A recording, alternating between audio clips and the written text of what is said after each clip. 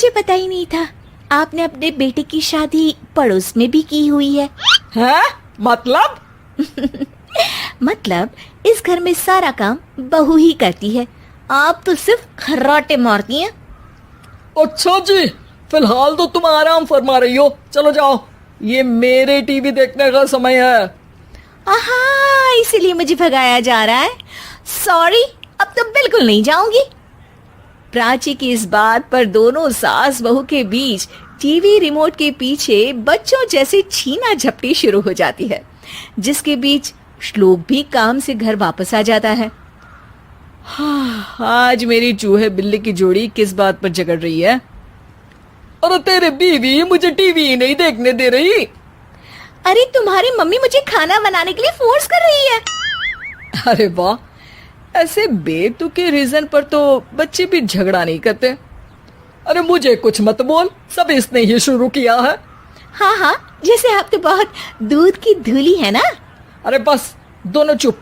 प्राची जाओ, खाने की तैयारी करो। और माँ तुम छोड़ो, तुम्हें क्या बोलूं, शांति से अपना सीरियल देखो, मुझे दोबारा लड़ने की आवाज सुनाई नहीं देनी चाहिए। ऐसा बोलकर श्लोक वहां से चला जाता है, जिसके पीछे पीछे प्राची भी कुछ न कुछ बड़बड़ाते हुए रसोई में चली जाती है।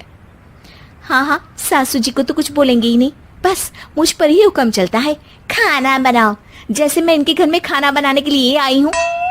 इसी तरह शाम बीतती है और रात को श्लोक और प्राची की सास खाना खाकर सोने चले जाते हैं, लेकिन प्राची गुस्से में कुछ खाए बिना काम में ही लगी रहती है। इस घर में किसी को घंटा फिक्र नहीं पड़ता, मैं खाऊं या भूखी रहूं। प्राची कुछ देर के लिए रसोई से बाहर जाती है और जैसे ही वापस आती है तो वहां दूध का भरा ग्लास देखकर हैरान रह जाती है। फिक्र पूरी है, बस दिखाना नहीं है।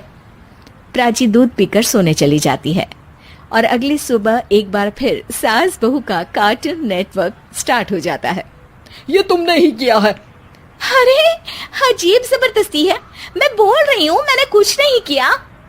दोनों ने मिलकर पूरे घर को पागल खाना बनाया हुआ है। यहाँ कोई नॉर्मल इंसान तो रह ही नहीं सकता, इसीलिए अब पड़ोसी क्या रिश्तेदार भी घर आने से कतराते हैं। और सुन बेटे, तू भी चंगा, तेरी माँ भी चंगी, तेरी बीवी भी चंगी, रिश्तेदार। हाँ जी, आपको नहीं पता क्या, गंगाधर ही शक्तिमान है, रिश्तेदार ही। हाँ हाँ, बस समझ गया। कभी जानवरों जैसे लड़ेंगी तो कभी जुगलबंदी करेंगी। भाई मैं आप दोनों के बीच में नहीं फंसना चाहता।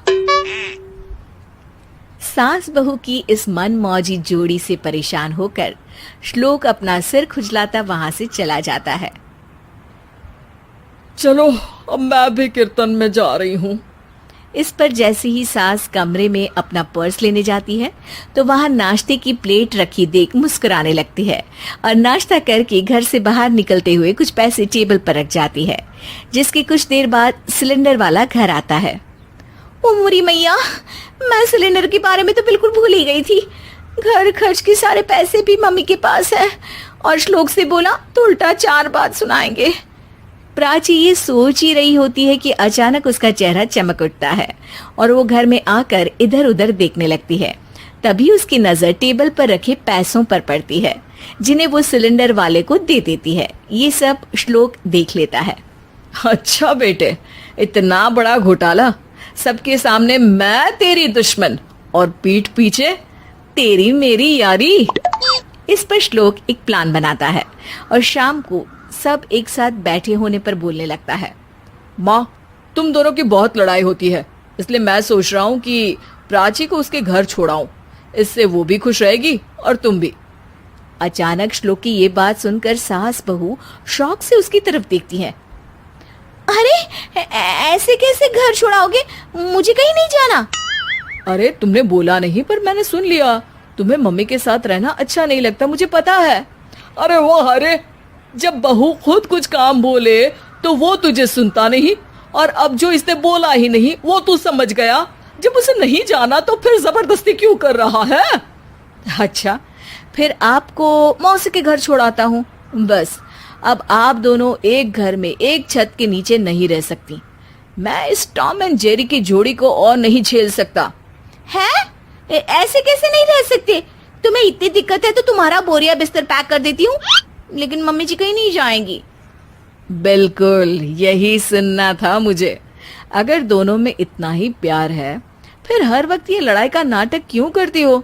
देखा मैंने कैसे माँ किचन में दूध रखती है और तुम उनके लिए कमरे में नाश्ता रखती हो, और कैसे वो पहले ही तुम्हारी दिक्कत समझकर घर में पैसे रखकर बाहर जाती है। अरे भाई, इतना ड्रामा तो डेली सोप में भी नहीं होता जितना तुम दोनों ने इस घर में फैलाया हुआ है। तू हमें टॉम एंड जेरी बोलता है ना, तो याद कर वो दोनों भी एक दूसरे को बाहर वालों की बुरी नजर से बचाने के लिए हमेशा सबके सामने लड़ते थे, लेकिन अकेले में दिक्कत के समय मदद भी तो करते थे। बस हमारा रिश्ता भी कुछ ऐसा ही है। और वैसे भी अगर सास बहू में तू मैं नहीं होती तो दुनिया वालों को कहानियां कैसे मिलेंगी?